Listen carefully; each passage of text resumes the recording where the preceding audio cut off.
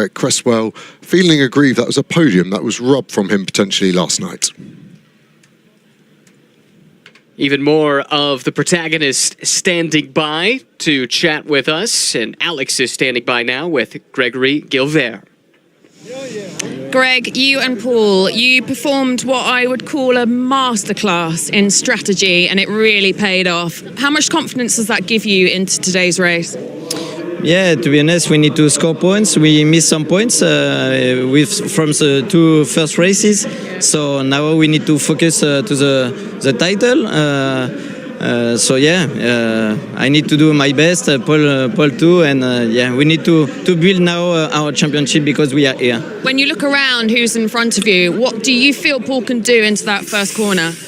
Yeah, it's something always special. La Source, the corner of La Source, you know, you are maximum pace maybe 180 kilometers and from 60k. So always something happens. So you need. We are in a good place for it. It's really good. So yeah, Paul did a really good quali. So yeah, I think nothing will happen. Elbows wide and keep out of mischief, right? Thank you, thank you, thank you.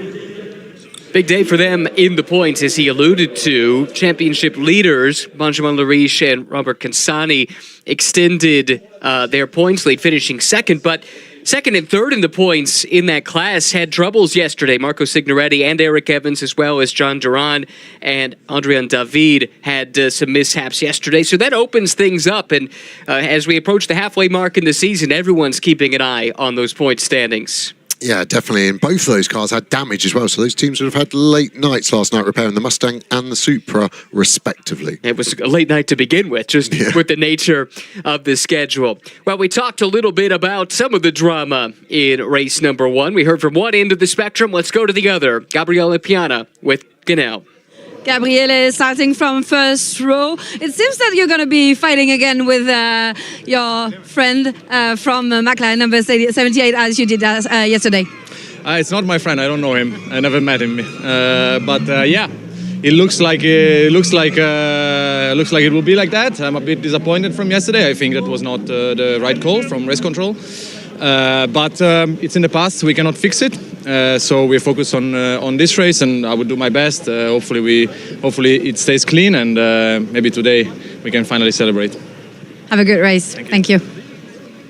Gabriele Piana has been outspoken for the last 24 hours, 12 hours, whatever it's been since race number one. He did not agree with that penalty, but he's quite right. Whether or not you agree with it, you have to abide by it and put it behind you. Yeah, great question from Ganel there. I think the friendship part was because of the contact they had. So, yeah, and Piana not agreeing with race control, and at the time I would side with him. It was a penalty given. I thought it was a racing incident, but that 10 seconds took that win away from them that they had on the road effectively. Chance to hear from some more friends down on the grid. Everyone friendly on this grid, of course. And Alex is down with our next interviewee. Steph, you boys had such a tricky day yesterday. Talk us through it. What happened? Yeah, I had a problem with the alternator cable because we have very high temperatures in the engine bay, and we are not able to keep them lower. And when we stop, in fact, they open now because when we stop in the grid, the temperature is so high that melted the rubber around the cable, and it did a shortcut on the cylinder head, and I lost completely the power as soon as I arrived at the first corner. I shift down and I lost completely power, the steering, everything, and I just tried to put the car outside because I had 40 cars in the back of me, and yeah, I got really scared, but I was able to go down outside and nobody crashed into me, and so now we solved the problem. We protected the cables, and in this moment I think it is okay. Oh my word, fingers crossed then. All right, well, fingers crossed that today is a better day for you guys. Thank you. Bye. Stefano D'Aste, Lotus PB Racing, Kari shares with Alberto Nasca, will roll off in the fifth starting position. How about that piece of eye candy down on the grid? Gotta love that. Yeah, the Maserati MC Extrema.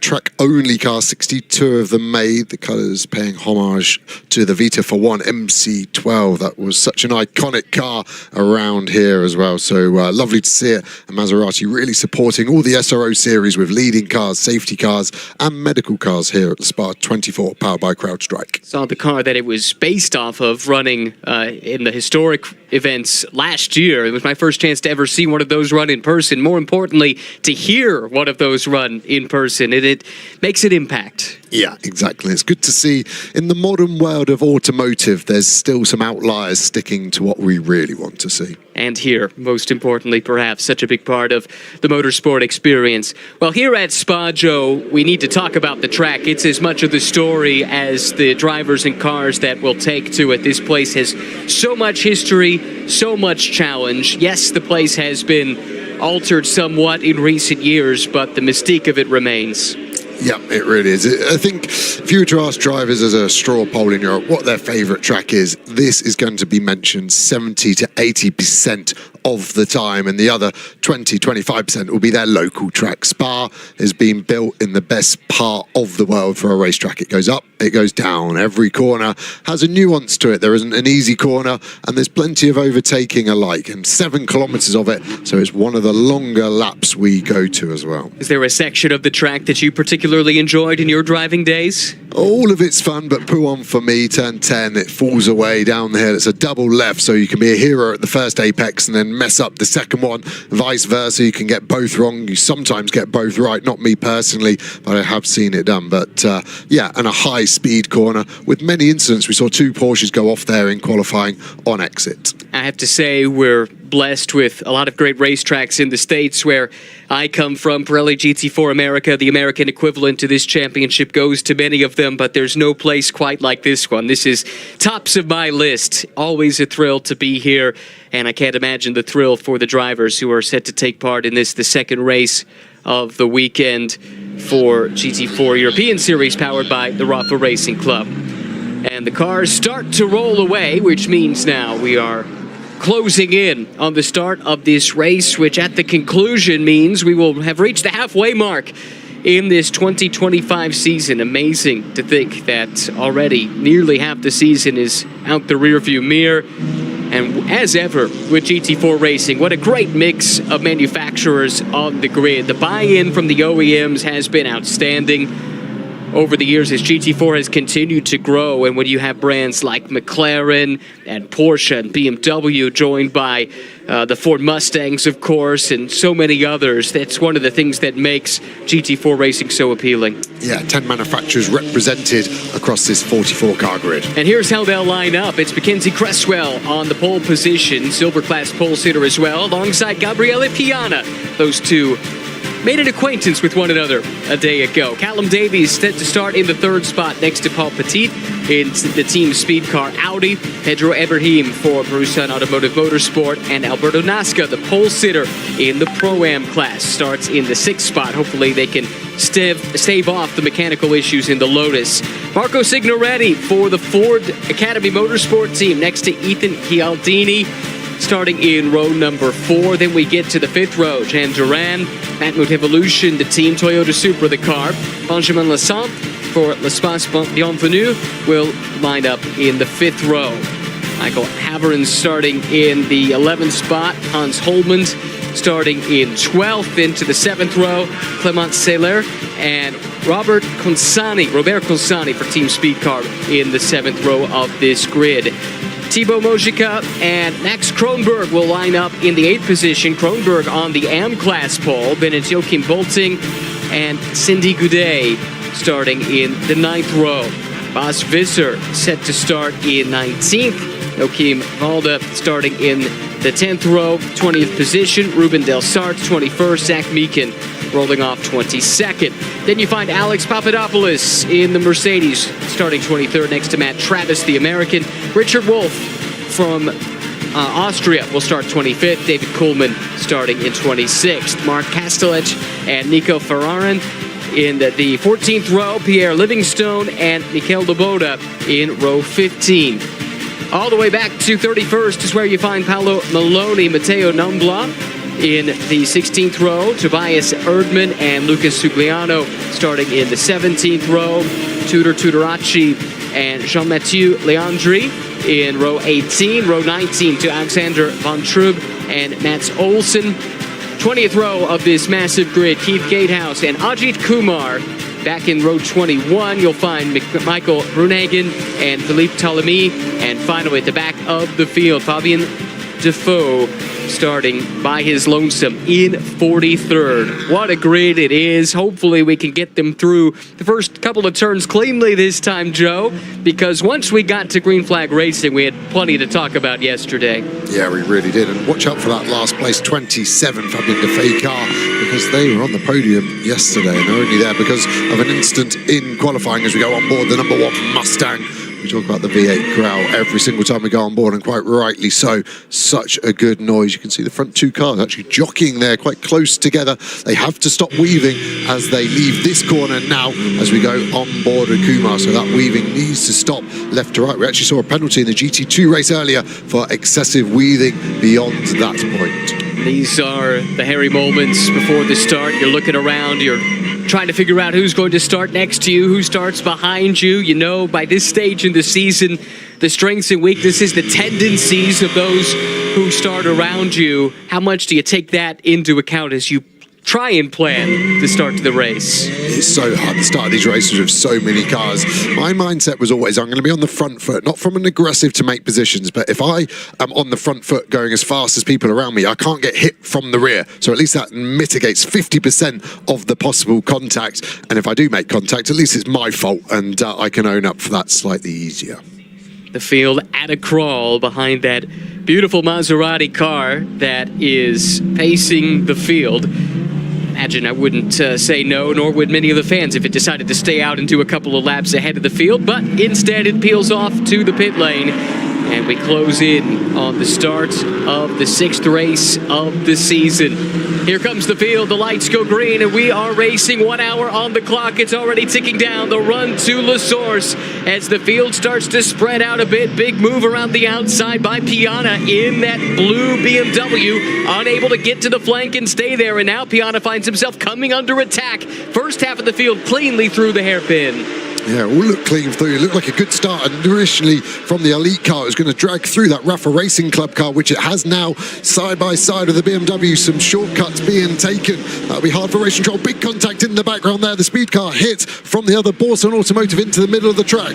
Oh, this is scary stuff. Oh, and it looked like there might have been more contact as well as the stricken Audi found itself in the middle of the field in a big pile up at the back of the pack. Worst case scenario, coming up the hill, unsighted and right in the middle of the field. Immediately we go red flag with less than a minute off the clock and several contending cars caught up in the melee.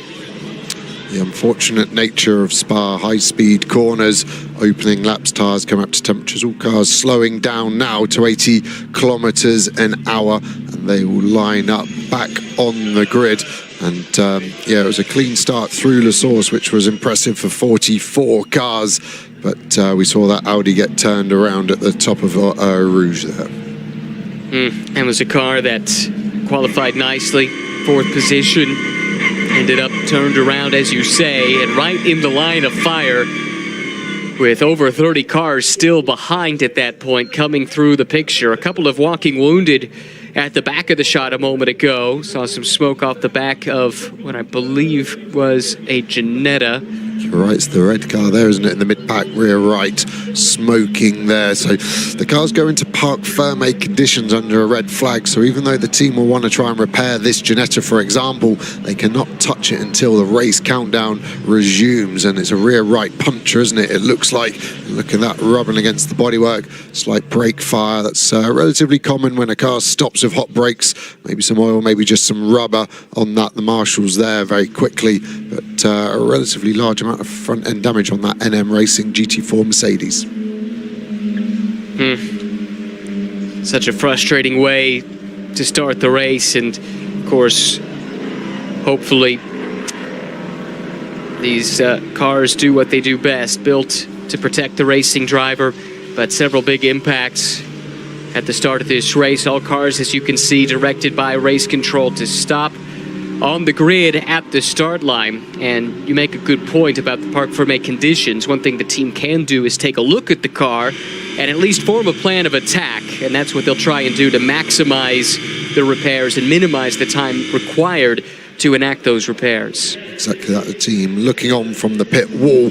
The standard procedure is that it will be allowed to send one mechanic with a jump battery, the external battery, the power source, because obviously these cars are designed to be lightweight, so the battery on board isn't really designed to keep the ignition on for too long. So as a driver, you sometimes get this awkward predicament where you have to keep the car on, so you've got radio communications, but you know you're draining all the systems. Some of the cars have air conditioning, which is a huge current draw on that, so the drivers will tend to try and keep all electrical power to a bare minimum. The Giannetta just about keeping up with the pack with that heavily damaged rear right tyre, and luckily for him, the lowest speed of this is allowing that car not to at least completely deconstruct it, and that car was deconstructed in race 1, hence the slightly quirky front colour on it. It doesn't match with the rest because the original one was rather destroyed in the side of the 61 Academy Mustang at turn 1 yesterday. Yeah, that was a big one for sure, and took out a couple of contending cars,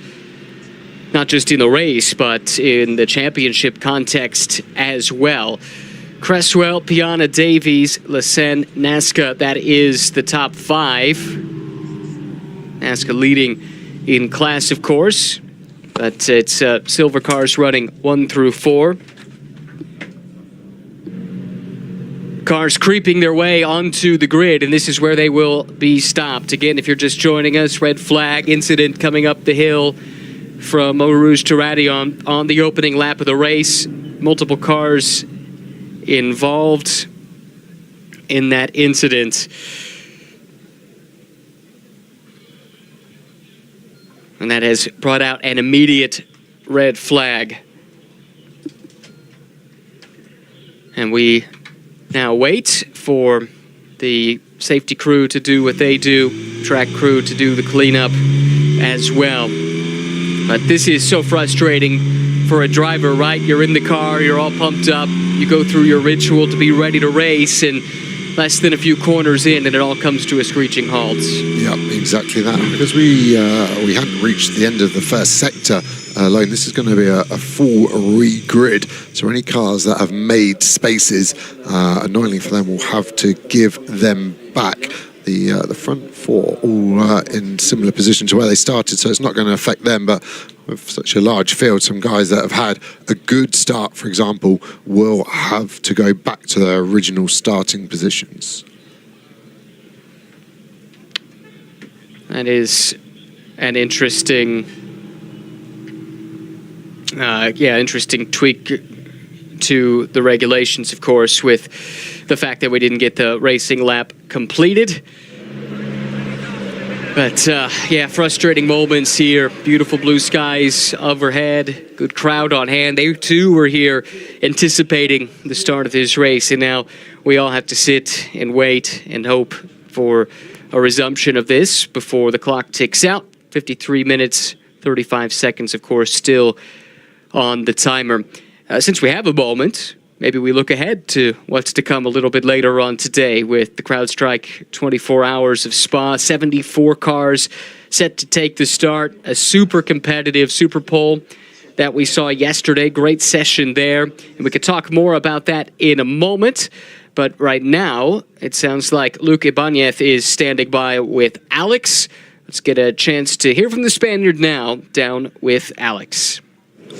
Luke, you have vast amounts of experience, and the GT4 is turning out to be a very packed and very competitive grid. What's key to nailing the GT4 series? Well, the GT4 series is an amazing championship because we have a lot of fast drivers, official and unofficial brands drivers, and it's important to be on the top of this championship because it's the next step GT3, and we know everybody what is the level of GT3, and we are always there in the top spots, and we are batting with the victory. Last race in Zandvoort, we were batting there both races. here we have a bit bad luck on qualifying, but we are there, and I think this championship is a good for experience and take experience for GT3. How special is it to race at Spa? Spa is difficult, but if you manage to do a good quali and then good setup on the race with safe setup, you can manage to win the race easy. Look, yesterday BMW looked super fast, and we always did. 5 years ago we won it in Window-Wet, and we are there. It's Spa is always different. Is it one of your top 3 or your top? Top 3, yeah. Top 3. What's top then? Top Misano. Misano's top 1. Well, good. Yeah. 5 years, 5 poles, 5 wins. Misano's top 1. Well, we'll be heading there soon, so that's good. Yeah, it's the next one. Yeah, good. Thank you. Thank you so much. Thank you. And good to hear from Luke Ibanez there, back once again with NM Racing Mercedes-AMG GT4, teamed with Alex Papadopoulos. Very interesting. He knew his stats at Misano right off the top of his head and was able to say, yep, that's my favorite track because of all of the success that he has had there over the course of his career. This is a look at the cleanup that is underway, and it is extensive. Just eyeballing it, you can already see at least 3 cars involved, and it sure appeared at the time that there might be more. That cleanup is ongoing. When we have more information, we'll be sure to pass it along to you. Drivers are, it appears, getting out of their cars, and that will be a welcome relief here under these red flag conditions to get out of the hot cockpit, which is just soaking up the sun here in the Belgian countryside. Yeah, exactly. I think we have 6 cars at the top of Eau Rouge, and here at Spa, obviously a Formula One standard circuit, the medical centre, second to none, and I do know that from personal experience, so everyone will be in the best possible hands. 2 of the drivers talking on the grid there as Kumar and Dufay. They've actually raced together, both based out in the Middle East, and the drivers tend to then just get into their sort of fraternity groups, I guess you would say in your language, Ryan. Sure. They will pass some notes. How is their car feeling, and how are you feeling about the restart? And then the more sort of pro-orientated drivers will tend to just go around by themselves and just keep themselves to themselves, because it's difficult as a driver when you're side to side, toe to toe with another driver that's a friend, and then when we take the restart, you've got to be pushing them up to the wall. It's sometimes hard to have that twofold split personality, shall we say. Yeah, that is a difficult balance to strike, especially in the world of sports car racing, where it is not uncommon to be friendly with your competitors. Back down to the grid with Guinel. Ricardo van der Ende driving the number 17 BMW together with Benjamin Le Sen, driving at home here this weekend in Spa-Francorchamps. Talk to us about yesterday, since you ended up quite good. Yeah, yesterday we started far back, so it's easier to make your front all the way to the front. But yeah, we finished 6th, so that was all okay. And today Ben started 10th, and he's already in P5, so it should be okay. But I really worry about all drivers. I hope all drivers is okay. Cars we can replace, but drivers we can't replace. So I hope everything is okay. Starting from 5th row today, you just said that you're now back to P4. You can fight for the podium in the silver class and even the overall top 3. We can always fight for the podium. It's Les Pas Bienvenue with the BMW. So together with my teammate, who only lives 1 hour away from here, from Spa, so he knows where to go. But we always have an opportunity to go to the podium. Did you count on the times you came here racing at Spa-Francorchamps? Oh, I've been racing for more than 20 years in GT4, so I stopped counting, so I don't know. What about entering the CrowdStrike 24 Hours of Spa in the coming years? Who knows? Yeah, hopefully André Grammatico can get hold of one GT3, and maybe we'll do it in the future. Hopefully. Thank you. Merci. Good to hear from Ricardo, former French GT champion, silver class, about a half decade or so ago, and he made reference to his teammate, co-driver who's in the car at the moment, Benjamin Lassagne, from just an hour or so away. Always nice to have a teammate who knows the local ways into the track, knows the best eateries, things like that. Yeah, it just makes the whole weekend much more enjoyable. And he talks about Grammatica. I remember him buying the first ever BMW GT4 car back in 2009. So what a supporter of BMW and GT4 as a concept. Yeah, for sure. Been with them and that team for quite a few years now. Another interview down with Alex. Let's go there now. Thought I'd have a quick chat to the TikTok, Instagram superstar, YouTube. Mr. YouTube. Oh yeah, get that in there. Right, yesterday you didn't even manage to get in the car. Have you fixed the issue? Yeah, we fixed it. What, with like gaffer and some ice packs? How did you fix it? I don't know, that's a mechanic stuff, but it seems like a cable went on fire, so short circuit, and then luckily there was no kaboom, it was just and then the car stopped, luckily. And luckily it was the best cable to fix. Now we fixed, the car works, I survived the Eau Rouge, and that's the most important thing. And now I'm in a good position, yeah.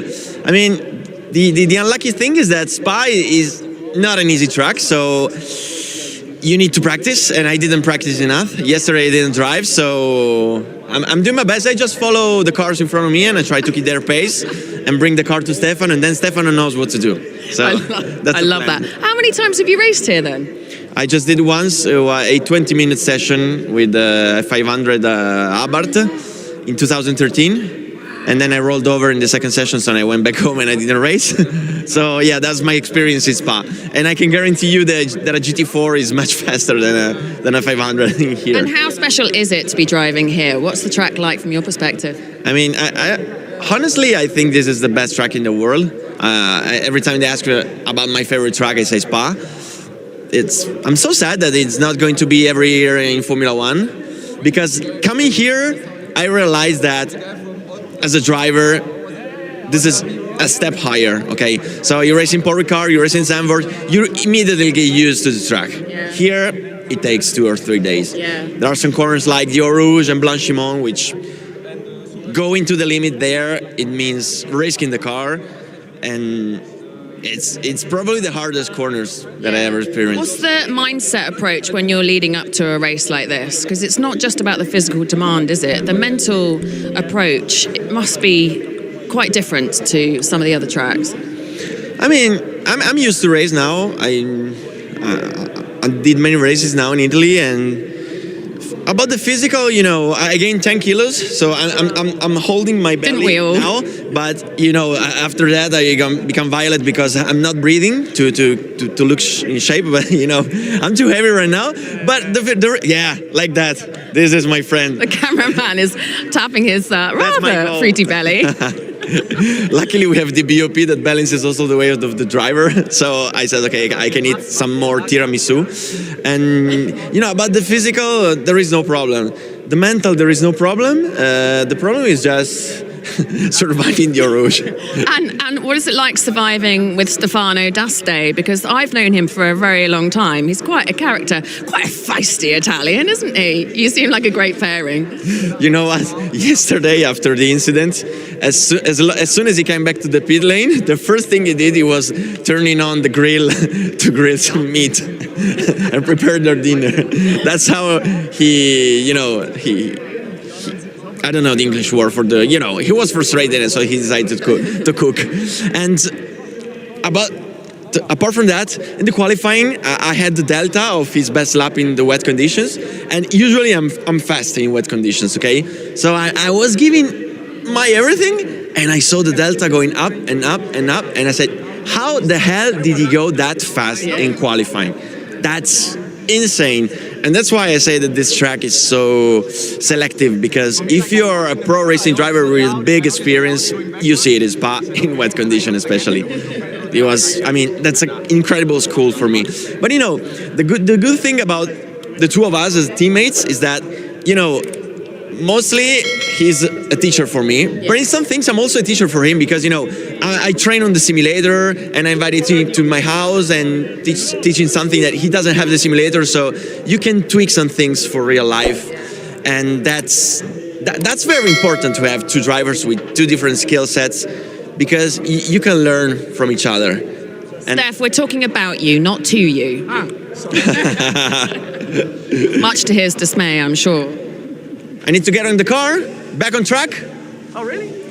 Good stuff. Thank you, Alberto. Bye-bye. See me on the television. Yeah, make sure you follow his YouTube and all that.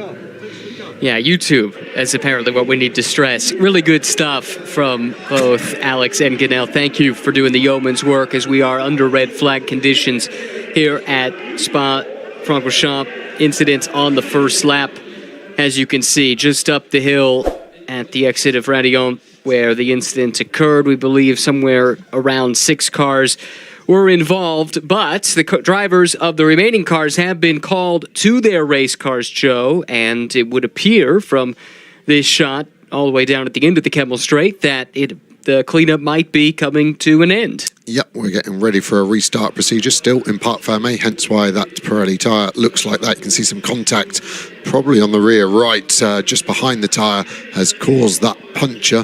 So the teams here have the problem at the end of the race weekend in this race. What's their freshest tyre they can put on? They haven't got time to go and get a fresh tyre, new tyre from Pirelli and use one of their Joker cards. So they're just going to have to bolt on a tyre that's probably at an end of a race stint. So that's going to be difficult there. We can see one of the clean-up tractors just trying to get rid of some of the debris off the outside of the last corner, maybe heading up to the top of Eau Rouge to help clean up all the cement dust that's had to be put down on the fluid at the top there.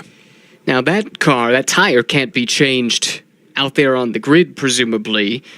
It can, as soon as the Parc Fermé is lifted, they will allow that. And okay. I did see a team member there with an air bottle where they can obviously plug it in, lift the car up, and just wheel a tyre straight over there. Some drivers still not got the message, have they, that they need to get back in the cars. You can see the front end of the grid seem to have been communicated better. You can see NASCAR actually getting in the passenger side of the Lotus there, where some of these tail end drivers still haven't got the message that the restart is imminent. And we haven't got anything on race control. We will get a full countdown as we see Cindy and Joachim Bolton, isn't it, there in deep discussion. Well, good to know that they can get that tire changed on effectively what is the grid, because they were called there. They weren't allowed to come into the pit lane, and you wouldn't want to send that car limping around on a cut-down tire. So that is certainly good news for the CMR team as we continue to wait for official confirmation of when this race will resume. One thing I haven't brought up yet is the fact, and we heard it a little bit from Alberto in his interview just a moment ago, the fact that the conditions were quite challenging, damp in qualifying means the grid is a little bit mixed up. We saw that in race 1, that cars that were exceptionally fast in the wet maybe weren't quite as potent in the dry, and vice versa. And of course, the grid for both races was set in that relatively damp time of qualifying. So we could have an instances of some comers and goers given the pace disparity of teams and drivers and cars, wet to dry. Yeah, it's a very fair comment. And these cars, very different in wet conditions. Drivers, very different in wet conditions. So you can actually see that Borson Automotive BMW now on the right side. That's us getting ready for a full restart. Well, while some of the drivers are getting suited up, we have a couple others we can still speak to. Adrien David is standing by. Adrien David, yesterday was a tough day at the office for you guys since you had a DNF. Today is another opportunity to get more points. Yes, clearly we have been waiting for race 2 since yesterday evening. So yeah, we are very happy to start in a better position than yesterday. But yeah, it was quite a scary start. I hope Paul Petit is fine. I know the Radillon lap 1 is always very dangerous, and I really hope he is fine. It's the priority now. What's the aim today? Since you were P3 in the Oval Championship, arriving here at Spa, what's the aim? Try to get as many points as possible? The car is fast, so we have to be good with Jan, have a good start, a clean race, not like yesterday. And hopefully we can fight for the podium in the overall race. I think we have the pace for it. How much you like this Spa-Francorchamps racetrack? It's always something special. Yes, I've been racing here in single-seater for many years, and being here in GT for my first season with the team is very nice. And especially with the Toyota, because we have a good combo with corner and top speed, so should be fine for the race. Have a good one. Thank you. 2019 French Formula 4 champion Adrien David spent a number of years in the Alpine Driver Academy before turning his focus to sports car racing, some LMP3 on the resume, some GT4 on the resume, and teamed up here with Jan Duran, of course, TGR Team Matmut Evolution. Toyota GR Supra is the platform. Yeah, you can see the amount of quick dry that's been put down there, can't you? It's covering the whole circuit. That's going to be what's causing us to stop going racing at the moment, is how they're going to have to try and sweep some of that away because the car's going so quick over that. It's going to be difficult for the drivers to have any visibility. Yes, we've got tractors here with big blowers on the back, but maybe the best solution would be to do a few laps underneath the safety car, let all the race cars pick it up and blow it away. And apologies, Ryan, if you've mentioned it, but I personally missed it that the number 11 BMW of Ibrahim actually came into the pits at the end of that lap. So assume there was a problem with that car and it wasn't him not following the race director's notes there, but he's also been noted for causing a collision. So possible damage, I would say, on that 11 car. That's the car that started up towards the front. And I believe it was one of those blue BMWs from that team that was certainly side by side in the moment of the start of the accident.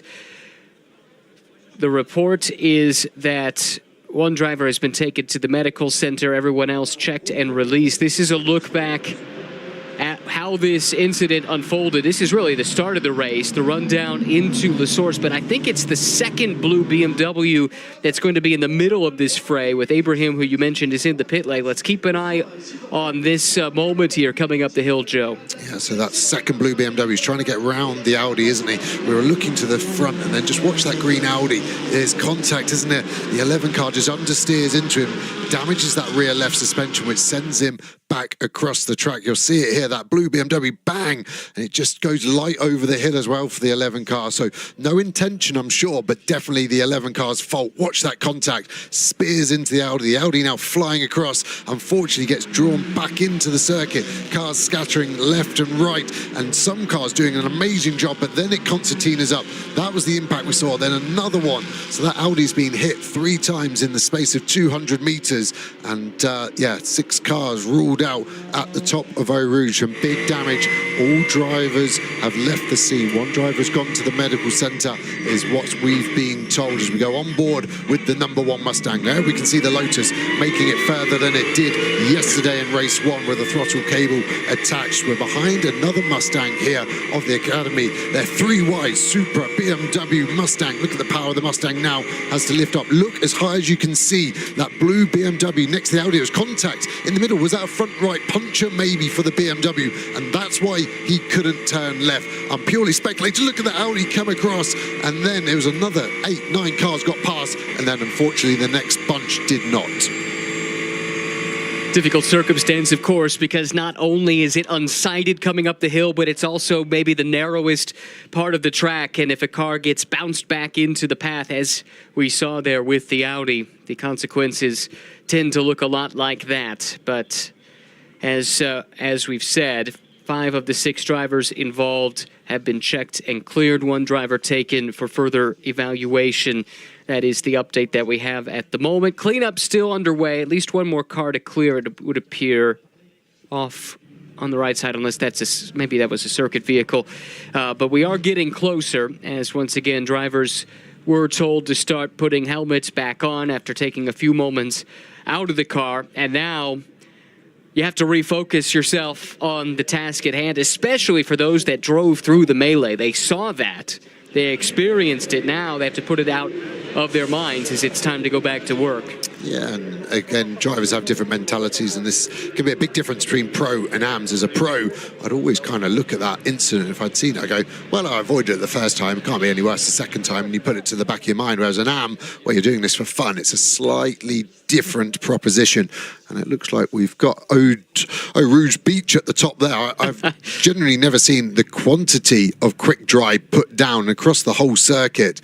That's going to be kicking up a lot of dust. We saw some of it on the exit of La Source yesterday after support racing. This is the team pleading to try and get the tyre change, but at the moment we have no indication of Parc Fermé being open.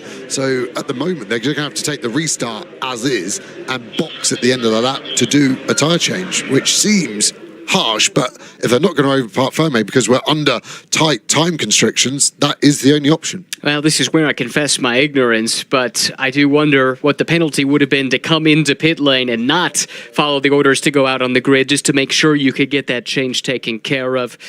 But anyway, we'll have to let that one get sorted out. Couple of drivers standing by with Alex now. Let's get to the bottom of the crash.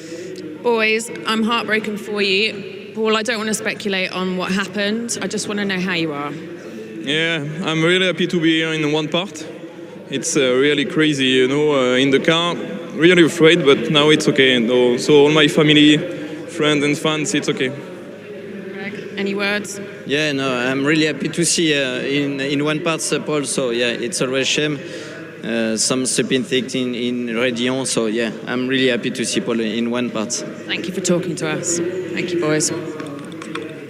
Great job, Alex, under really difficult circumstances, and good to hear from them. Of course, Paul was very much in the middle of that, former runner-up in the silver class in the 24-hour race here a handful of years ago, 2021, and very much a pinball for a good chunk of that accident. Yeah, what an illustration of roller coaster of emotion in motorsport. Spoke to them on the grid, and quite obviously different emotions and quite quickly changed there. But there's a lot of love between those two mates, and that helps on and off track in all fairness.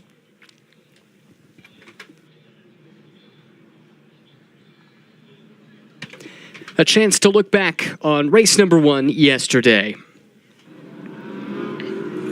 So we saw race 1, didn't we, fire into the darkness, and as they came into turn number 1, it was actually the Hendrick Still Porsche from the second row that would get the lead. Eventually we saw contact further back, the Ginetta of Modica going into the side of Eric Evans in that Mustang. We then had an Audi R8 arrive on the scene with another BMW, and that gave quite a lot of damage to the rear left of that Audi, and that forced us into a full course yellow, then safety car procedure to get that Audi out. Ajith Kumar here had a good view of what happened at turn number 1 and did well to avoid the contact. Had to go through a lot of debris and a lot of cars and managed to carry on without any damage to his AV Racing Porsche. There you can see that Audi trying to get going. The front of that BMW heavily damaged, and that retired at the bottom of the hill. That was the cause. The Ginetta of Modica got back to the pits, and that's why it's got a red bonnet on this morning. Here was Henry David going off in the background of Piff Path. Speculation, front right damage there. A championship contender scoring 0 points, getting stuck in the gravel and forcing another full course yellow into safety car. Pit stops starting, the number 1 Mustang coming in as the Audi powered past to take the position of the Elite Motorsport. And there we see the Busan automotive car of Piana making spaces. They pitted early and did a good undercut on a lot of the field. Here we have that number 8 Audi that was so dominant in yesterday's race, and it took the victory. But it wasn't easy down the back of the field. We saw lots of contact, and here we saw Piana doing his trademark outside move. First of all on the Audi, second of all on the Elite McLaren. This one didn't go so much to plan and attracted a 10-second penalty for Piana at the end of the race. Last lap,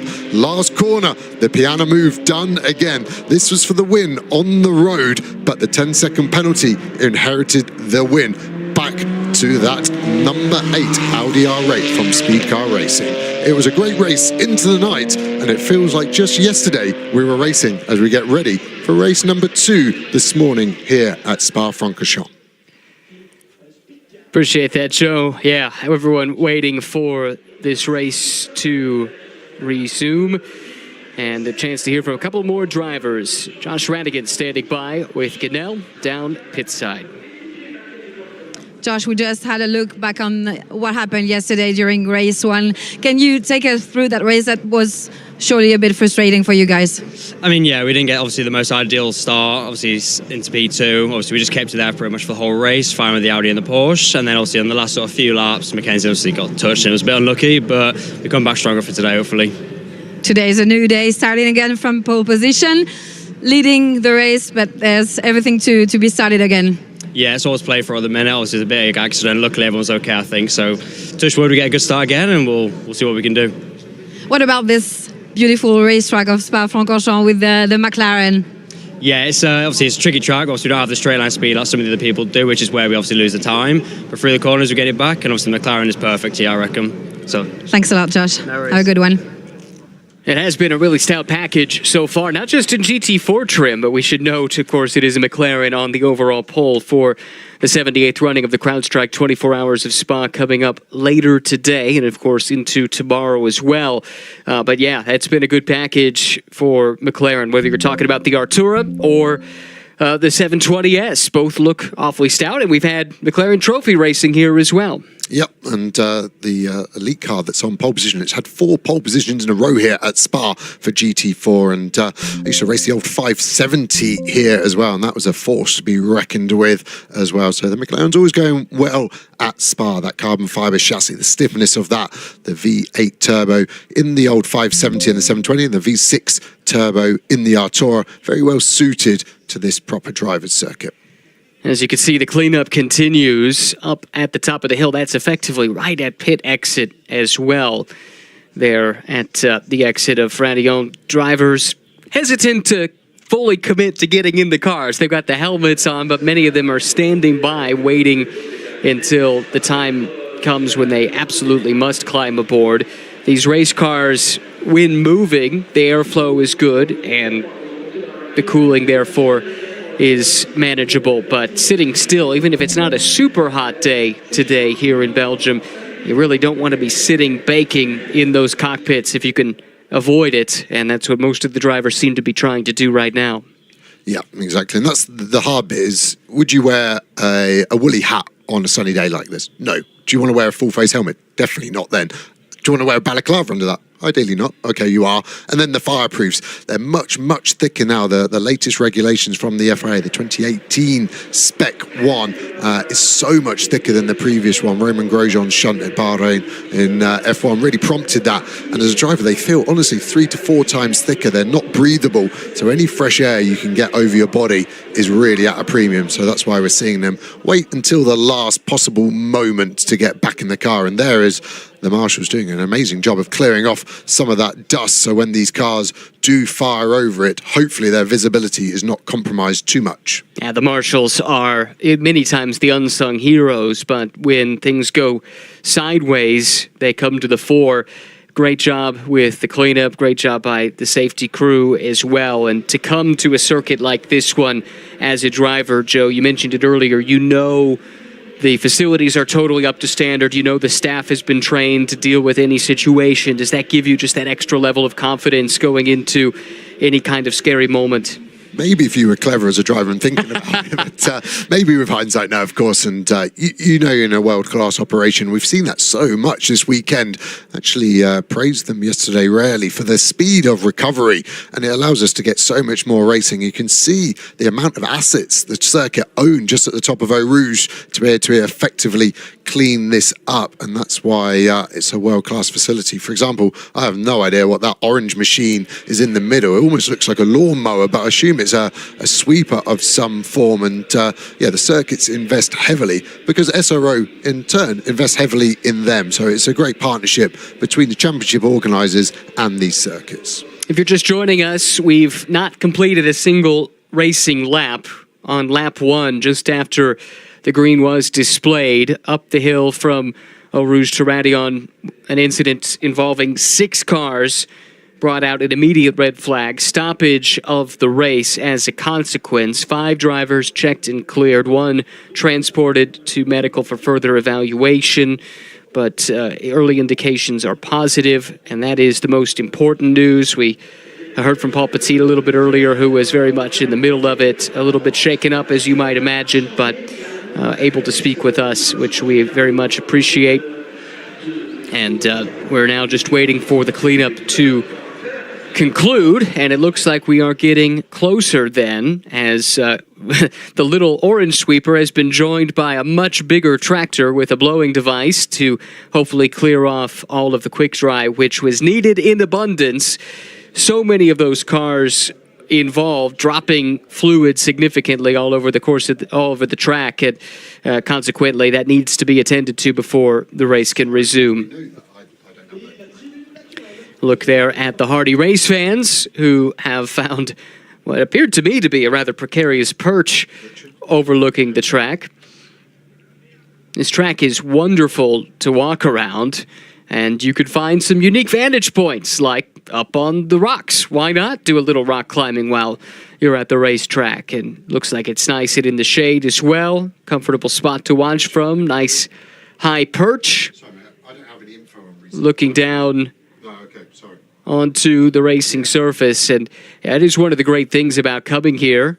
Fans get a little game of Uno in. You can walk around, if not the entire circuit, then most of it. I've never done the full loop, but I've come around quite a bit. And it is a wonderful place to watch. So many great vantage points around this track. Do we have some information about how close we might be to a restart? Yeah, 5 minutes before restart. Parc Fermé open. So those teams getting to work now, so that Ginetta will get a new rear tyre as well, obviously. And yeah, the restart is the procedure. So expect in 5 minutes to go from the 10-minute countdown to the 5. That can be sped up, and we still go through the process, so it'll be 10 minutes, but it might not be a 5-minute gap between the 10-minute board and the 5-minute board. The team there just checking with their trusty right foot that there's no damage. Maybe just trying to push away some of the heat shielding off the exhaust that runs through the side sill of that Ginetta to make sure it's all clear. And it's definitely a used tyre going on, isn't it? It's actually got quite a lot of marbles and stones on it, because I assume they weren't expecting to use that tyre again. A couple of cars we got glimpses of that are sporting some battle scars, having made it through not entirely unscathed. The multi-car incident that brought the red flag out in the first place a moment ago saw JSB Competition's car with a little bit of damage at the right front that they were working on. I think the Papadopoulos Mercedes in one of the replays we saw might have caught just a little bit of the Audi and might have sustained a little bit of damage there as well. So this will be a crucial time for these teams to look over the cars, enact any repairs that are deemed necessary, make sure there's clearance, as you can see there, between the fender and the tire. This is that Ginetta that we've been chronicling for the better part of 10 minutes now. It's always hard as a mechanic, a team there. He doesn't want to draw attention to this damage in case the scrutineer's looking and goes, no, you're not racing that. But he wants to have a little feel of it. And a lot of damage on the front of this Ginetta as well. Yeah. The mechanic having to get right in the wheel arch there. There's a lot of gubbins there. There'll be some brake ducting, obviously the suspension, the brake disc itself. And are they taking off the left front as well? We might get a view here what they're looking at. It looks like to me they're trying to adjust the track arm there, so maybe there's been contact and it's knocked the toe out, and they're just going to try and wing this and try and work out how to get the alignment correct on that front axle.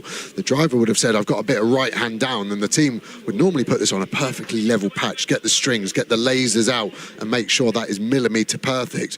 But force majeure is forcing them into some proper work in the trenches. That's the CMR Michael Simpson, Ethan Gialdani entry that was undergoing those repairs. Think about the pressure these crews are under to get this done in a relatively short window of time. Yeah, we talked about assets. The race will be resumed in 2 minutes. We will restart on the original grid behind safety car. Which is what we expected. We're talking about assets. There's not a better asset in motorsport than tape, and the second one was cable ties, zip ties. They were there as well, so that's your motorsport meme for the day. If you can't fix it with those two items, then you might as well go home. And again, this is suspension damage. There's a comically sized wrench there dropped on the floor, and they're just trying to get these cars to the end. And we're still not fully sure on a race time, but these cars potentially in even more of a sprint battle, I think, than the 1 hour race we were forecast for. In the event these repairs are not done in time, what would the repercussions be? So it will be a drive-through penalty for working on the car after the 3-minute board. So we'll be counting down, and actually I can see another air bottle being rushed to a car on the grid. And do you remember that Formula One race where Max Verstappen went off on the outlap to Hungaroring? And the audio, if you've got 10 minutes, listen to it. It's amazing. The Red Bull sort of crew chief talking to the team about procedure. Can we get it done? And this will go all the way down Motorsport. They'll know what they can fit. The mechanic will get asked from the engineer, very annoyingly, how long does this take? As long as it takes. And then the job will be done. But they are now evaporating into seconds left to get that job done. Now, the amazing thing to me always is the speed with which under any circumstances, no matter the weather, no matter how tired they are, the speed with which a racing mechanic can enact a repair that it would seemingly take days for my mechanic down the road to be able to do on my car. They could get it done in minutes. Amazing how slow you can do something when you're on $100 an hour, right? You think that's the cause of it, do you? No, you might be onto something. Well, in any event, you also have to say the racing crew members are a special breed and deserve to be commended, especially if you think about some of these crews that are taking part in the CrowdStrike 24 Hours of Spa. Some of them, this will be their third 24-hour race in consecutive weeks. And you think about the fatigue. Just as a fan at home trying to watch a 24-hour race, think about what it takes to service one of these cars and then to do that 3 straight weeks. And, of course, it's not just the race either. Whether we're talking about Le Mans or the Nürburgring or Spa, it's a long build-up as well to the race itself, which can be just as exhausting as the 24 hours of competition. Well, good news is the cars are rolling once again after a lengthy stoppage. What remains to be seen is just how much of this race remains to be run. The clock has disappeared from my screen in terms of the countdown, so with any luck, it looks like, okay, I now know where to look. Thank you, Joe. Under 17 minutes on the clock, which means we have lost well over half of this race, going on 3/4 of this race to that incident on the first lap. And I know we've got other events still to come on the schedule before the 24-hour race later on today. So I'm not entirely sure what the stewards have at their disposal in terms of trying to perhaps put a little time back on the clock. Victim of our own success, aren't we? We've got such a busy schedule here. Of course, the headline is the 24 hours, but we have multiple support races: GT4, GT2, McLaren Trophy, Lamborghini Super Trofeo. We've got parade laps, we've got hot laps, we've got fan activation. One of the fan activations last night were the crowd getting on the track and able to sign the curb up through Eau Rouge there. So it isn't just watching cars go around in circles here at Spa. Now it is a festival. We've got the music, if you didn't mention that as well, overnight. That's become a big part of this event in recent years. And there's no surprise, there's no mystery as to why this event continues to grow year on year. The on-track offering gets better and better. The off-track offering improves as well. It's a great festival for those who love cars, who love motorsport. And if you've not been, I wholeheartedly recommend you put this at the very top of your bucket list. And beer. Well, there is that too. Interesting to see Gabriella Duke over there ready in a helmet, because she's probably not 100% aware of what's going on there. We see race control there. They have been working above and beyond already before the 24-hour, getting this race back underway, making sure all drivers, cars are recovered properly as well. So kudos to everyone in race control there. Yes, well done to them. Well done to the marshals and the emergency safety team here at the track. And thanks as well to you, the fans, whether you're watching trackside or watching from home. Thanks for sticking with us through a lengthy red flag. Because we are already down under 15 minutes to go, that means for these starting drivers, it's going to be, well, really for everybody, but especially the starting drivers, I suspect, a very short race with pit stops imminent after the resumption of the race to get that driver change taken care of. Yeah, well, obviously, without stating obvious, we're under safety car at the moment as well, and at the moment, the safety car is still out. I haven't seen safety car in yet, so potentially expect another lap after this. And the cars need this because the tyres obviously would have been fully cold again, so they're working these back up to temperature, and they will probably need that extra safety car lap after these ones, and that's why we're seeing the drivers weaving so hard left to right. And because it is a safety car restart, they're not going to go 2 by 2 over the start line when we do go back to green. It will be a single file start. One question I have for you, normally I'm doing the Pirelli GT4 America race, which has similar regulations, but irritatingly are just a little bit different, as it does seem like we have been able to add a little bit of time to the clock now. As you can see, 28 minutes, 24 seconds. So that has added about 10 minutes or a little bit more to the remaining time in this race. And that's fantastic news for the drivers. But my question to you, with the regulations here, are pits closed here under the safety car? You couldn't do your pit stop under these conditions, correct? Yes, exactly. So it keeps it fair for everyone, as we do see that Ginetta pit. So the damage they tried to fix obviously is not, and they've decided they're probably going to have to either try and spend some more time on it and catch the safety car up or retire that car. But we've effectively got a 30-minute sprint race. So it's normally a 60-minute, so everything is being halved. So these drivers now know that they can go max attack, no looking after the tyres, no looking after the brakes. My fear of that is that drivers now know they've got less time to make up positions, so their risk versus reward ratio goes out of the window, and that's already a trouble with some of these drivers. That's true. What seems like an hour ago, we were talking about the fact that the grid was set in qualifying under wet conditions, which meant there were a lot of fast cars in the dry that are starting further back. And so for them, there is that extra incentive to try and make up ground as quickly as possible now with limited time in which to do it. Good news is safety car will be in this lap. Just got to look at the Texan, Jason Hart, suited and booted. He's getting ready to go to replace Matt Travis, two Texas drivers for a New Orleans-based team, and I have no doubt if they have a good weekend here, they'll head back to the Lone Star State of Texas and celebrate with a Lone Star Steakhouse steak. Got that to look forward to. You can see Mike Simpson in the background there, Motorsport Director of Ginetta, podium finisher yesterday as well, and yeah, looking pretty for long. Shame for him after a mega result yesterday for that car. Yeah, it's amazing, right? On these doubleheader weekends, if it goes poorly for you in race one, the good news is you get to do it again the next day. The bad news is if it goes well for you in day one, then you have to try and find a way to repeat the magic in day two, which makes it all the more special when you do. But it's tough when you have a great race one, but nothing to speak of in race two, and you kind of leave the weekend, even if you had a win earlier in the weekend, feeling a little bit down because the most recent race is the one that leaves the taste in your mouth. Yeah, you're totally right. Goldfish memory for most racing drivers. They only remember the last lap or the last race, and yeah, that will be tough. As we see the pack starting to bunch up now, accelerate braking.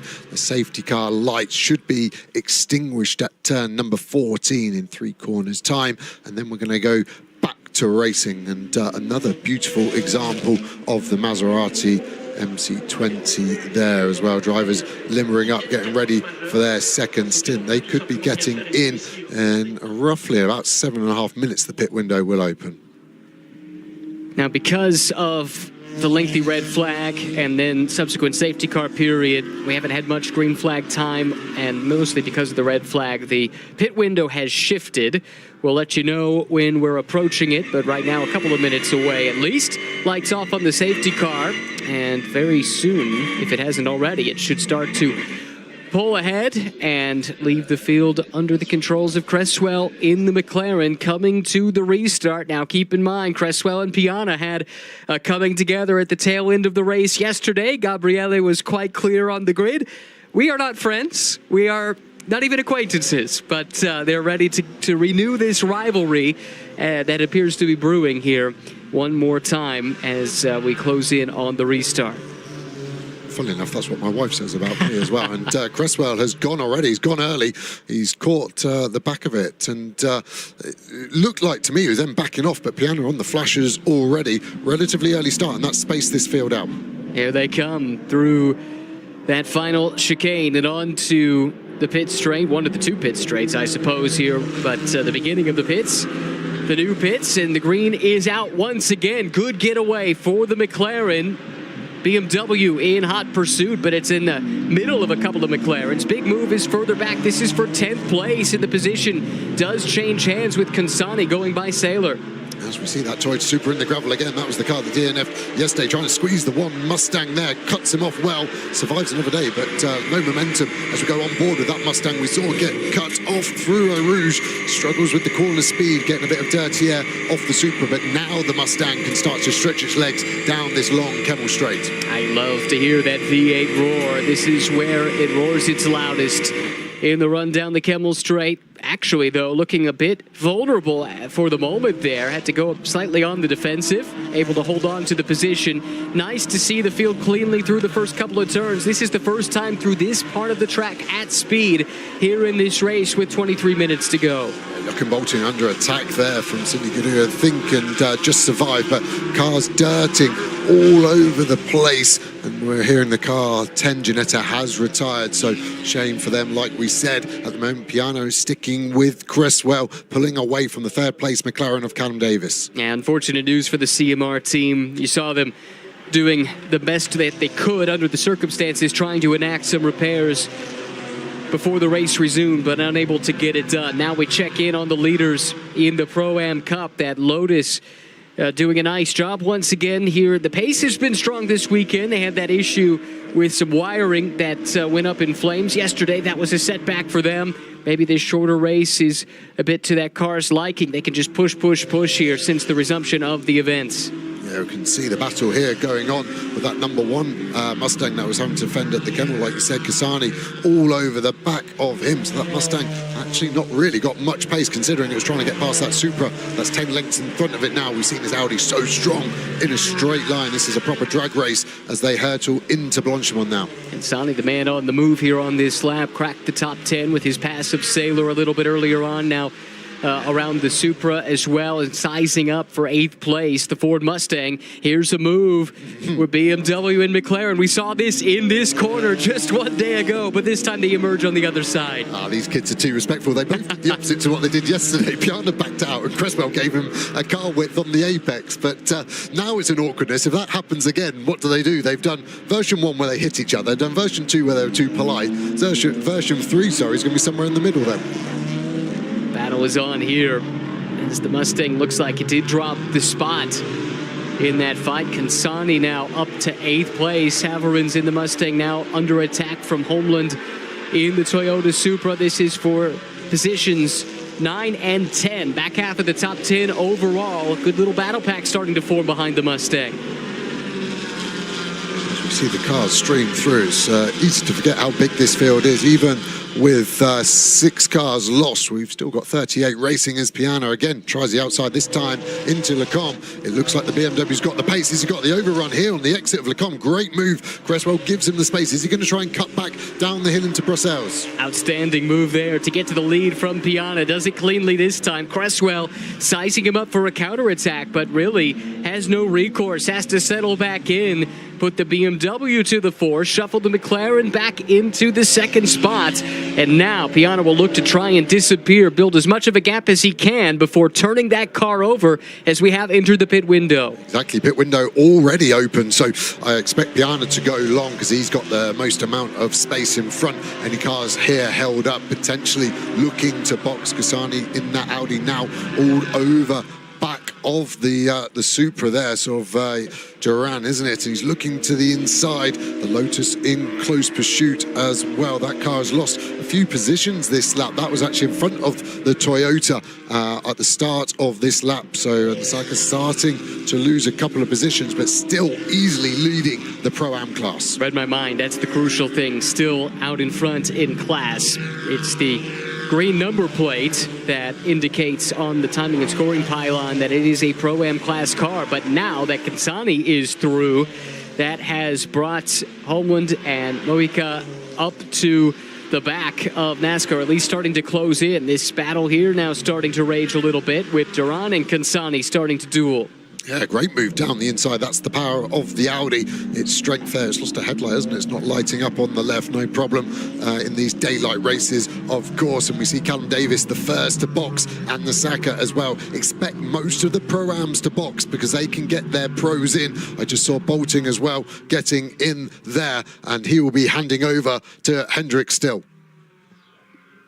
Crucial moments here. We saw strategy play a big part in race 1 of the weekend yesterday. The undercut was effective. In this case, really not much mystery to this for those Pro-Am cars. They're going to want to put their stout driver in, their more experienced driver in at the soonest possible opportunity, and that is now with under 19 minutes to go in what has become a truncated 60-minute sprint. truncated in terms of green flag time, actually longer in terms of the time elapsed from start to finish. And now the crew's going to work as the driver changes are underway.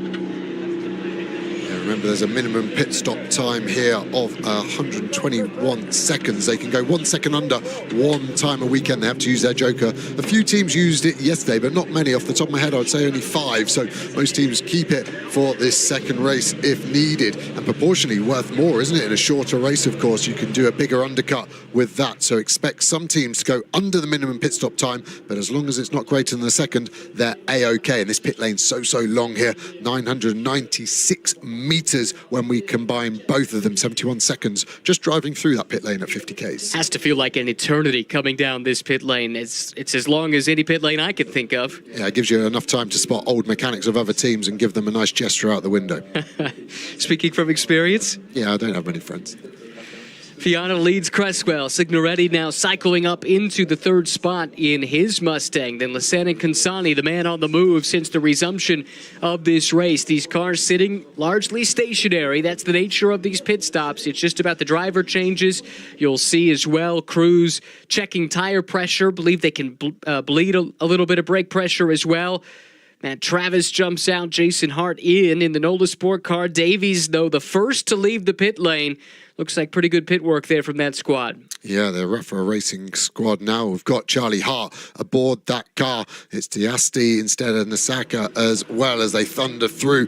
Careful on pit exit not to cut the corner and attract a penalty, and they're on their way. So you're going to get this split strategy of who boxes when. We've basically got a 3-lap window where cars will be able to pit, so expect these Pro-Am cars to go as long as they can. And actually Cresswell sticking with Piana well now after that over pace of Piana. I thought he would pull away, but Cresswell obviously seems to be getting up to speed, or the elite car is getting up to speed at the same time. Yeah, I agree with you. Cresswell was overtaken somewhat easily, frankly, by Piana, but subsequently has been able to get into a nice rhythm and is keeping the BMW driver honest. And now the goal is just to stay as tight as possible. And hopefully, in the last run to the checkers, once the driver change occurs, they're in a position to fight for the win. Yeah, just looking at the pit stop times at the moment, Ibanez's car, the 15 NM Racing Mercedes, is the only car that's gone under its pit line time by a tenth of a second, but that will attract a penalty. So just keep an eye on that. The teams have to be as well drilled as they can. They don't want to lose any time, but as soon as you go under, it wasn't worth the risk. Oh, and the penalty is harsh. It's a drive-through penalty, which again, with the length of this pit lane here, is incredibly punitive. It's a little different than how things are done in the US GT4 Championship, where you have a little wiggle room to play with. If you're under a second under there, then it's a time penalty multiplied by the fraction of a second that you were under, but not here. And again, with the nature of this track, the nature of this pit lane, that makes this a calculation you need to get right when you're releasing the car. Yeah, hugely so. There's obviously all the driver aids we talk about, but the teams do use GPS systems, like I've said before, to help with that. And there's normally like 2 or 3 methods as a foolproof there, as we see Charlie Hart really pushing on. And that's what he needs to do. This is what we saw Piana do well in race 1 yesterday. He boxed early and got more laps to get the undercut. The elite car servicing the 81 car. That isn't an elite car. That is a Rafa Racing car that was written off, and they've used an elite car, and the elite team are now running it to add to some confusion. Yeah, but good to see the 2 McLaren teams helping one another out. You never know when the shoe can be on the other foot. So as much as they are competitors on the track, there is a level of camaraderie there. This will be interesting to see how the 2 strategies start to blend together. BMW releases off the pit speed limiter. Now Ford does, and here comes that McLaren already at speed, roaring up the hill. It will easily clear the Mustang. Where does it cycle in behind the BMW, however? I like that from Hart. He's just done a track limit. What's the point in doing a track limit by an inch?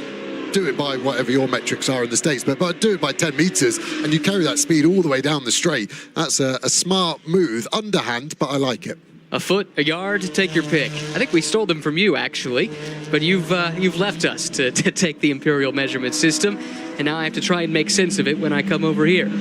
Here we go, the next wave of pit callers coming in. This crucial moment, and it includes the race leader, Piana, Cresswell, Signoretti, Duran, Saylor, Kronberg, Del Sart all in. It looks like Consani has stayed out, so they'll run that to the last possible moment in this strategy. And with that does come some risk, however. If you have an incident or whatever on track, you have a spin or something causes you to have to slow down and you miss that pit window, that is on you. That's the risk that you take. Yep, exactly that. There's a few rolling the dice on that one, but you might as well, when you're outside the top three, in my opinion, go for it. And this is Charlie Hart now on the aggressive. This is for potential race lead if the undercut pit stop one strategy works out. So that's why he's so aggressive on the rear of this BMW in front of him.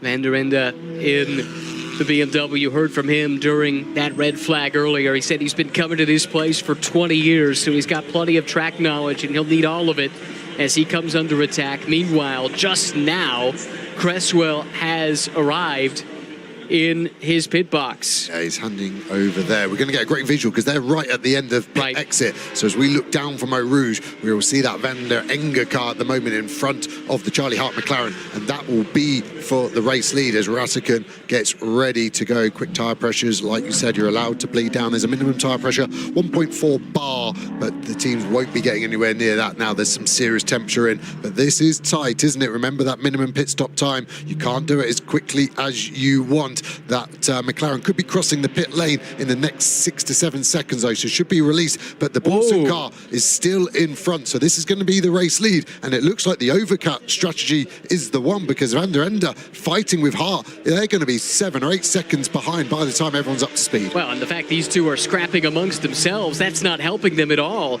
in terms of trying to run down the leaders of the race, which should cycle back to this pairing here. BMW still ahead of McLaren after the pit stops with a change of drivers in both.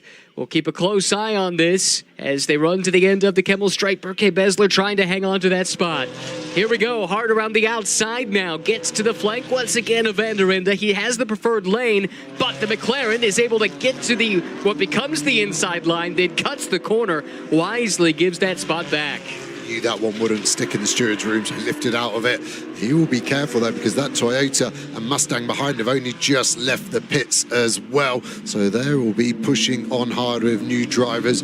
It's the number 1 Mustang going well. We go back on board. Let's just listen in. Love this engine and all the noise from the gearbox. Fired a load of gravel into the rad over the windscreen as we dive downhill. It's a small break here into Paul. This is the corner I was talking to you, Ryan, about, that my favourite. 2 corners for the price of 1. There's our first apex.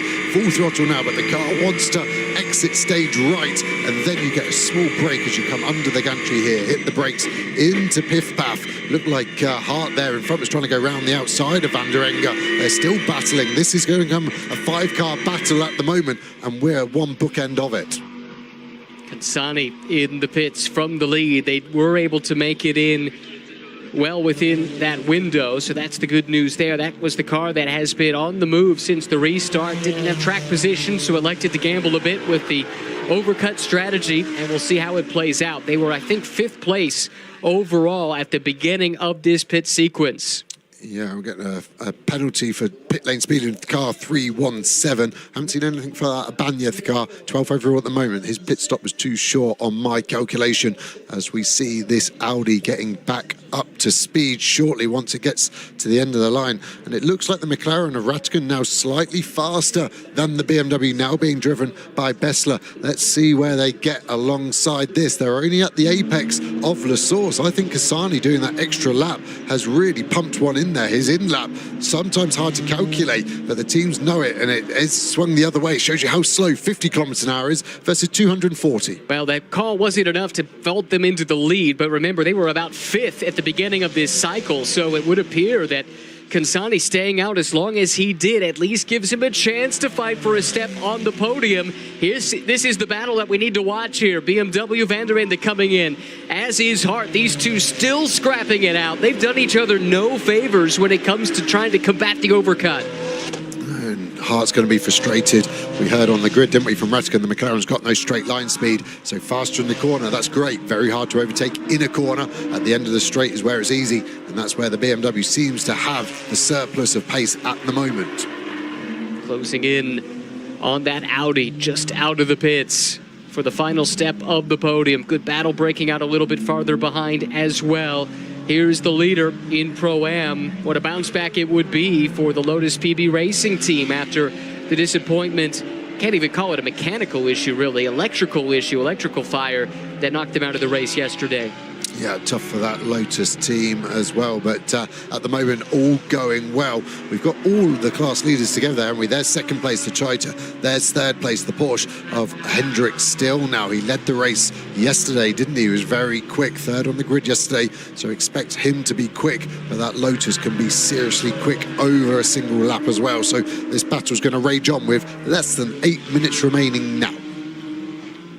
Happens fast when you have a lengthy red flag. Not much time to go racing, but once we got going, it's been good. His heart lets that car drift out to the very edge of the track, puts the left sides into the gravel, kicks up some dust as he sets off in pursuit once again of Van der Ende, who is relying on all that experience that he has here at this racetrack. And the first two really have checked out, haven't they? It's going to be a 6-7 second gap by the time we get the updated timings after everyone has finally done their pit stops there. Both look like they're catching the Audi though, so the Audi getting caught by the BMW, which is is holding up the McLaren. The Toyota's caught. The Mustang struggling to stay with that Toyota at the moment of David, I think, though. And that's Eric Evans, the young American British GT4 champ, doing his best to hang in that fight, but currently down in the 7th spot. Wow, someone just went wide up and over the curb. Battle further back in the pack. This is our AM class leader, very much in the mix of this contretemps. Not where you want to be, especially if you're mixing it up with other cars, although I'm not sure that is the case. Yeah, we've got a bunch of AM class cars, front runners, all mixed in together, with Niskanen is the one interloper in the Mercedes from a different class. Yeah, it's a bit of a copy and paste battle, isn't it? A BMW holding up a McLaren, but the McLaren no way round, and this is for first place. Remember, there's no love lost between these two. Contact yesterday, robbing both of them of potentially a race win, so they will both want to be on the top step of this podium as the clock ticks away seriously quickly, it feels like, doesn't it? Yeah, that does. This race, once it got going, has flown by. We've had that pit window right in the middle as Bessler drops a wheel there on exit, kicks up some dust. Could that be a sign of some emerging vulnerability? We shall see. Right now, Radigan just doing his best to hang tight, hang in that slipstream, and look for a moment of weakness that he can exploit, but it hasn't appeared yet. No, it hasn't. Track limit warning-wise, it's 2 for the BMW, 3 for this yellow elite McLaren. Once they get to the 6th, they will attract a penalty. So they're okay at the moment, but this is where the top drivers know how many they've used, and they don't use them up for no reason. They're like, oh, that's at the top of a Lecom. That car's coming quickly and sideways. Reminds me of that Lewis Hamilton off when he went off in his McLaren F1. Wasn't a huge impact with the barrier that we saw. It's going to be a local yellow for now, but let's keep an eye out for a full course yellow. Again, the drivers will be warned of that, and they will be maybe pushing even harder because they will be worried if it goes to full course yellow, that will be the end of the race. Yep, there you see it. Sector 2 for now, at least, covered by the local yellow. That will take away a potential passing zone there as well, if that's still covered by the local yellow. At the top of the hill into the Kemmel Straight. For now, coming around to complete another lap, it's Berke Bessler now. The car Gabriele Piana started with some unfinished business, although I suppose both of these cars and their drivers could say the same thing. Both contended for a win yesterday. Neither were in a position at the end of 60 minutes to get one. Bessler, though, leads by half a second. Then you've got to drop back quite a ways to find Lariche now, who's taken over that third-place Audi and has fallen into the clutches of Van der Ende now. Yeah, it's the 88 car that was off at the top of Lecombe, the Mercedes of Sorokin that he shares with American Keith Gatehouse, lovely American guy, and the car's still there at the moment. Yellow flag out, but still just this local, so they won't be overtake into this next section. You can see quite a lot of debris as well. Was it maybe a punch or a blowout or contact? But there is definitely a lot of detritus over the track there. Bits of carbon fiber, bits of gravel, all mixed together there, and not super far off of the racing line either. That makes that a dangerous proposition to try and make a pass if you go offline there. There's a lunge just a moment ago. Awfully close, but again, McLaren denied by BMW. Yeah, Yep, exactly that. It's a common theme, isn't it? And I know the frustration of driving a McLaren that's very quick in the corner but not quick at the straight, and it's the complete opposite of what you want as a driver. But that Audi getting caught, again, I think that's got the straight line performance over the BMW. So at the moment, I think it's hard for all of these cars to overtake. So what do? They flash their headlights. It's the only thing you can do in your hour of need. As of yet, it's yet to yield any results, but that hasn't stopped anyone since the headlight flasher was first brought into play. This is what happened. That explains all the debris, and then this is the bit that we caught, just the car flashing through, debris flashing up into the screen as well. And the Mercedes definitely got the worst end of that coming together. And then this is down at the chicane.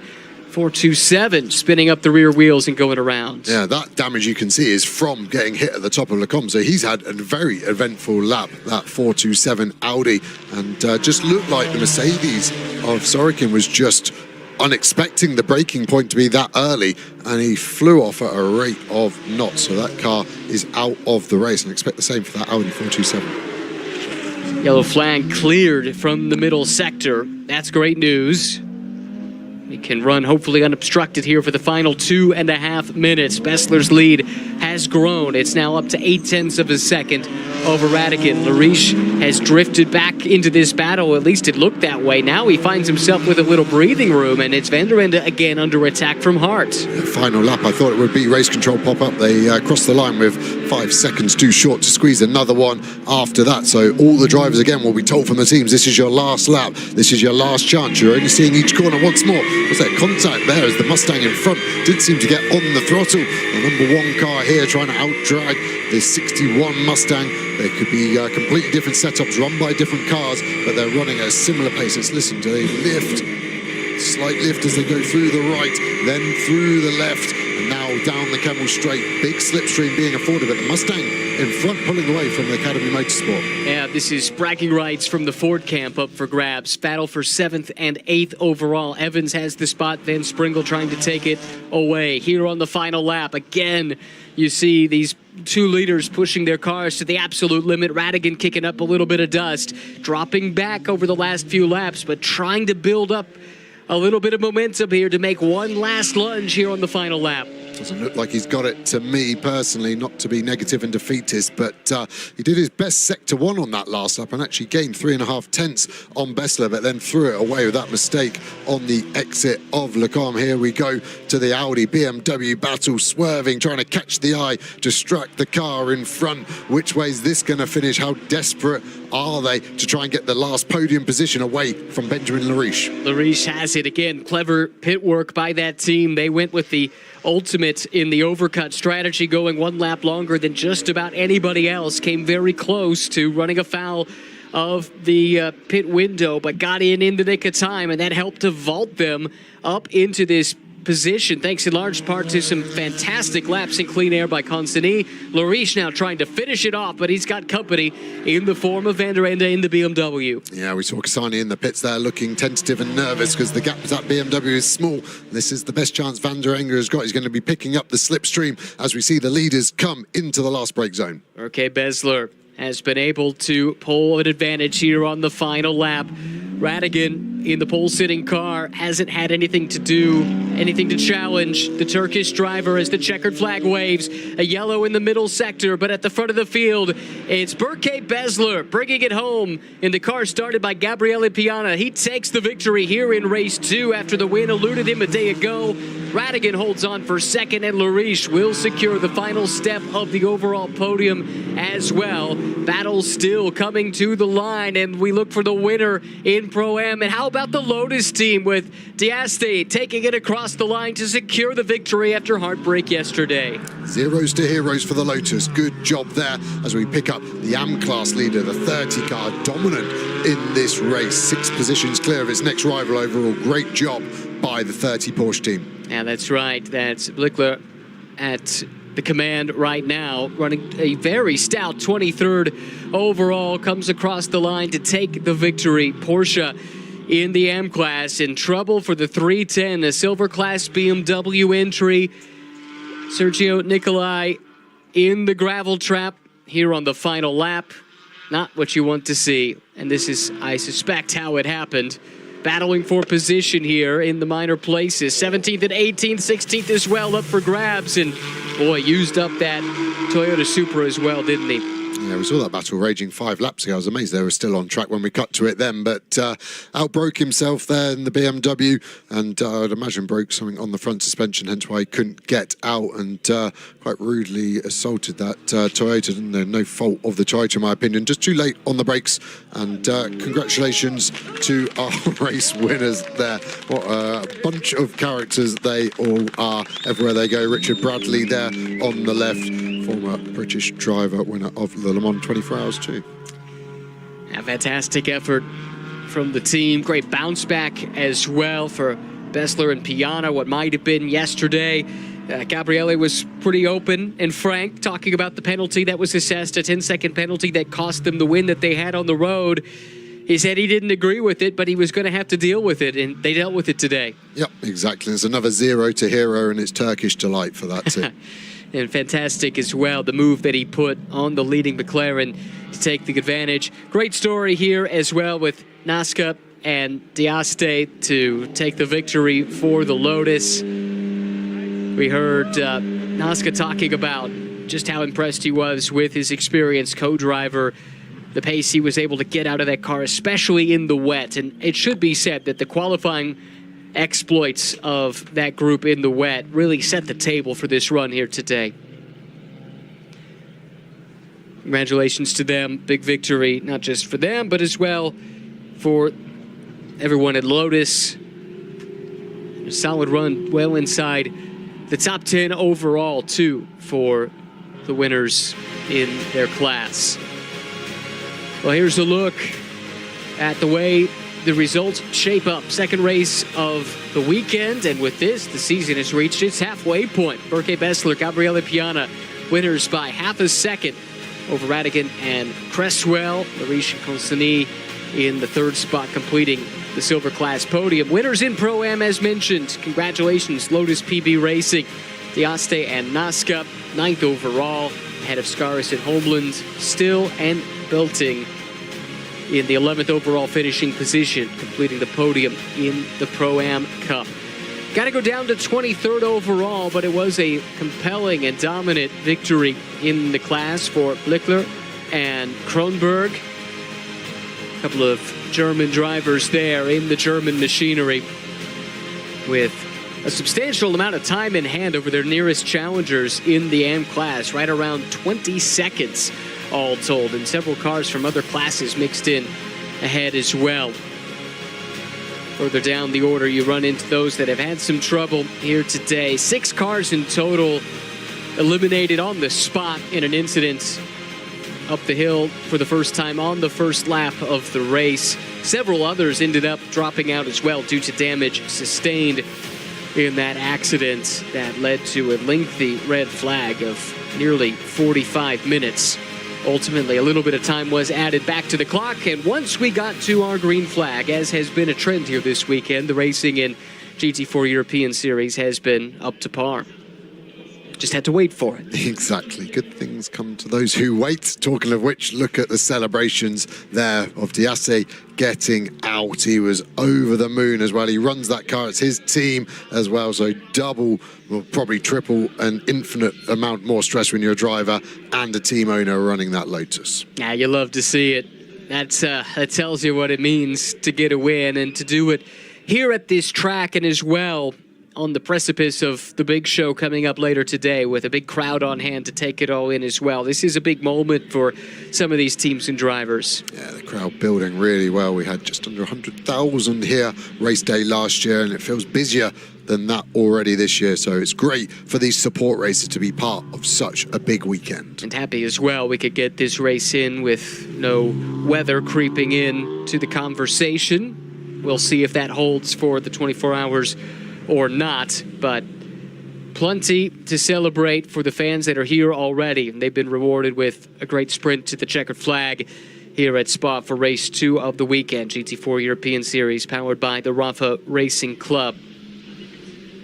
Well, 2 races of what might have been for the car that started on pole here today. Radican brought the car home, did his best to take the fight to Bessler, but really that race was won for Borussia Automotive in the opening stint. The move that Piana put on the restart to take the lead, that ultimately proved decisive.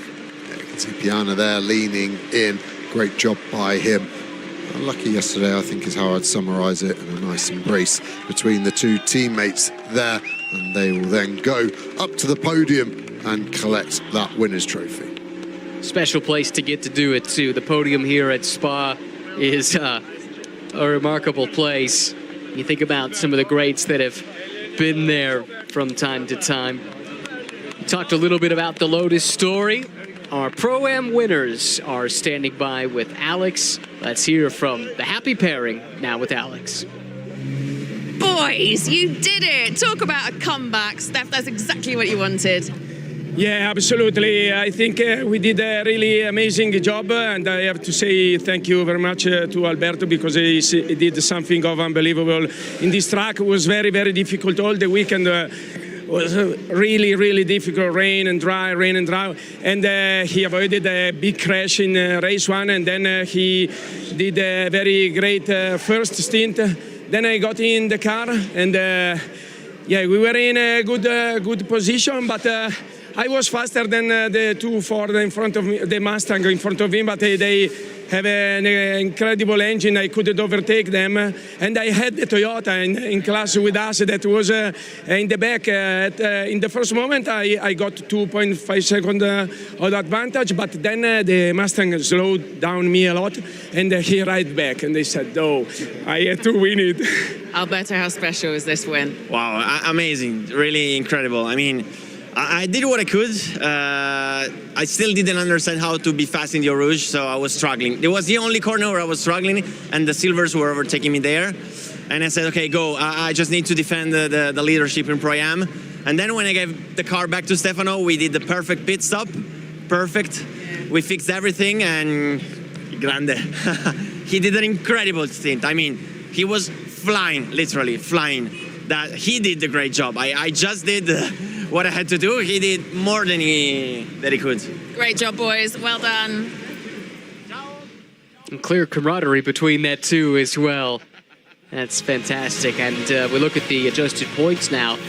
After this race, it's a bit of a runaway, as you can see in Pro-Am, with Still and Bolting having another solid result today. But Nasca and D'Aste, with the victory, do vault up into the second spot by a single tally. Look how tight this is. Second, third, fourth, just a couple of points separating those three positions. And not terribly far back, you get to fifth and sixth as well, with still 6 races to go in this 2025 season.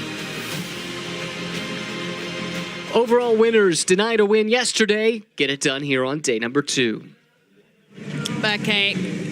Gabriele, Burke, you boys, you for a start, you don't let anyone get away with anything, are you? You are full attack. Yes, that's pretty much. I just do what I can. I go flat out, and I attack always, and it doesn't matter to me. Like yesterday was really disappointed. I really am not happy with the decision that was made, but today we fought back, and actually today was the proof that if he leaves me space, there is no contact. So I think maybe the race director can have a look at today and tomorrow and yesterday and see where the difference lies. But all good, we won. I don't care. Much redeemed, beautifully done. And you, I tell you what, that stint was world class. How special is it to win here in Spa? Yeah, it was really good. Like this was the race that I always want to win. Yeah. So finally I made it. Thanks to Gabi and to my team and for BMW Motorsports to make this happen. Yeah, like Gabi said, like yesterday it was a bit disappointing for us. We didn't like the decision, but at the end of the day, we proved that we were quick to win the race today. But we are going to fight as hard as possible as we did yesterday in the rest of the season. Brilliantly done. What a statement. Enjoy that podium.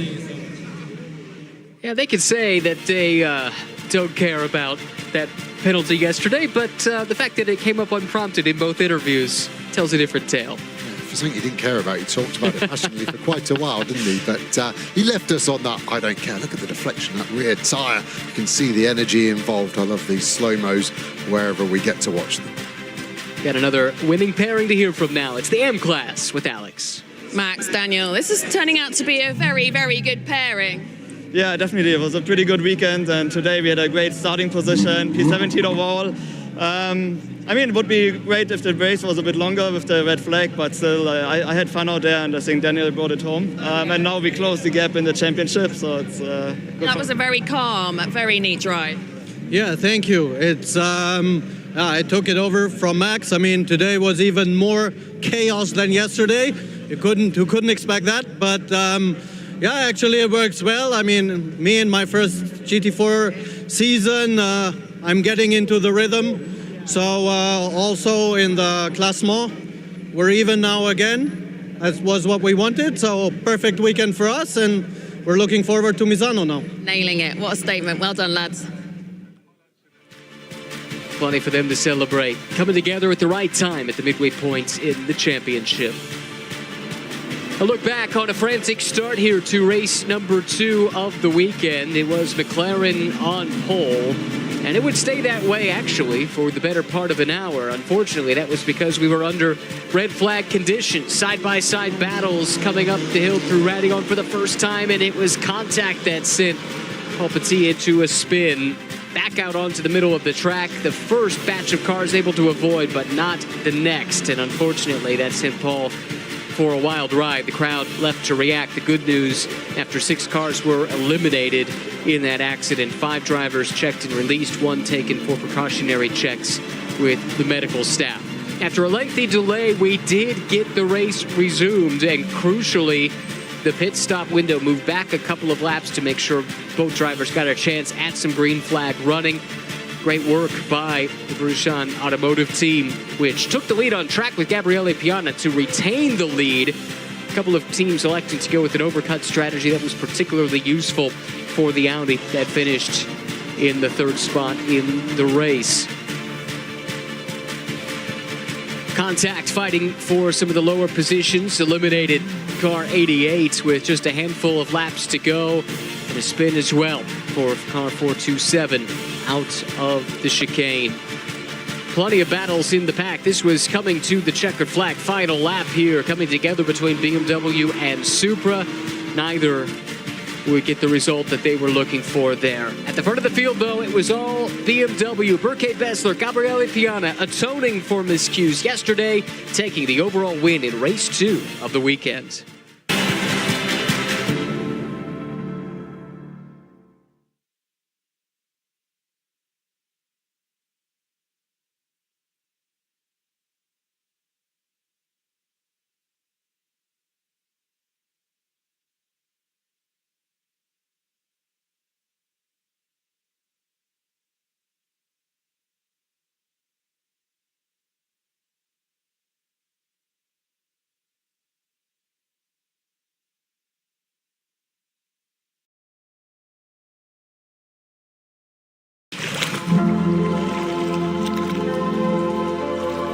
Priya added a hotel to her flight.